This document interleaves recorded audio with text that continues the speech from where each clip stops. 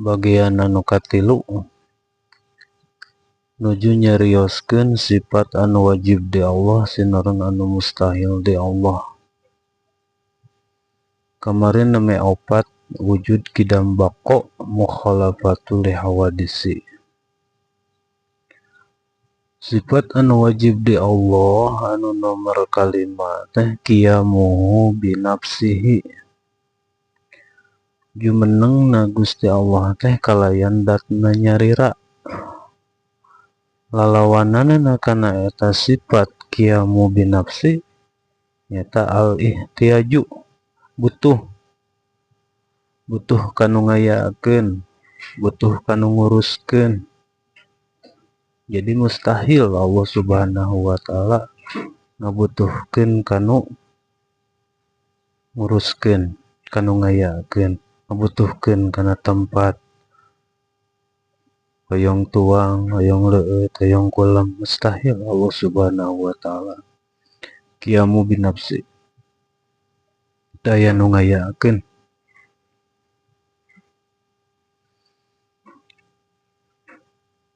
Kagenep sifat anu wajib di Gusti Allah teh wahdaniyat. Allah teh hiji, tunggal, maha esa, menyendiri, teu aya duana, teu aya tiluna. Lalawanana kana eta sifat wahdaniyat teh al-adudu, ta'adudu, ing bilangan. Mustahil Allah aya dua, aya tilu. Hiji Allah Subhanahu wa taala dina midamel sagala sesuatu kunyalira gitu.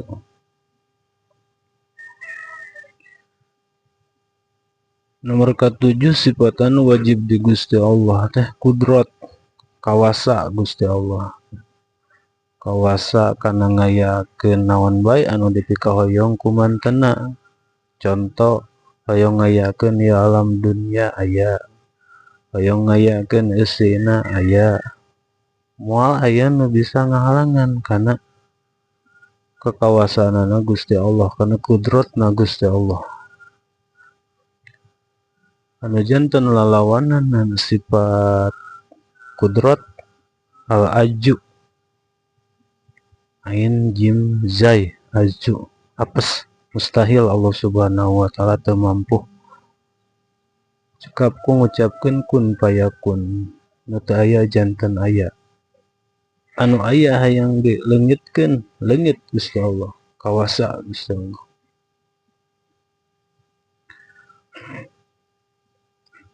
Salajengna sifat anu wajib di Gusti Allah teh iradat, ngarepkeun Gusti Allah, mampu ngayaakeun kana naon-naon nu dipikahoyong ku anjeunna tanpa paksaan. Cik Gusti Allah aya nya aya, cik Gusti Allah eueuh nya eueuh. Ida aroda sayan ayyakula lahu kun fayakun. Sami misalna ka urang, ka bangsa jalma, anu asalna maot kudu hirup nya hirup, nu asalna eueuh kudu aya nya aya, nu asalna cager kudu gering nya gering, nu asalna pakir kudu beunghar nya beunghar, nu beunghar ku Gusti Allah dikeresakeun pakir nya pakir. Lalawanana kana sifat iradat karohatun, kapaksa. Mustahil Allah Subhanahu wa taala kapaksa. Sakitu heula nya, mungkin dilanjut deui. Wassalamualaikum warahmatullahi